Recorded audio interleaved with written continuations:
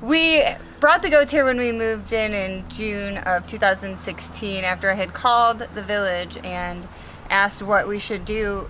We wanted to bring the goats, and I was told by Chad Hoffman, go ahead and bring them unless someone else tells you otherwise. So we moved the goats in, and this area was actually overgrown with weeds, so they've helped tremendously trim down the yard. But most importantly, they're emotional support animals for my husband, and since we've had these animals, he has been able to get off medication for depression, and they've really helped him regain his quality of life.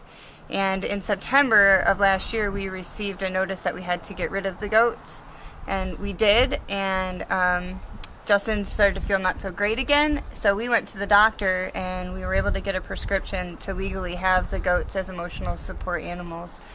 Well, we brought them back, and a couple of months later, I got a letter from Chad saying that we had to remove them and that we had a court date. So we thought going in the courthouse today that we were just going to bring in our supporting documentation and we would be excused.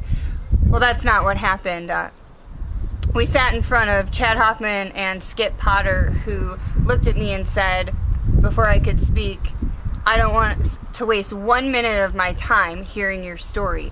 I just want to know how you're going to get the goats out of here. And I said, well, you actually can't make us do that because by law we're allowed to have them. And Chad said, so Skip says, I don't want to hear it. This is non-negotiable. You don't have a choice. And if you take this to trial and you don't win, we're going to give you one criminal charge for every single day that you've had these goats. So that would basically destroy our lives if we didn't win, and we just don't have the money or the energy to fight this in court right now. So we are removing the goats, but we're going to take legal action to be able to bring them back because what they're doing isn't right. And Chad Hoffman has been a bully to this town for many years, and I would really like to put a stop to him harassing people.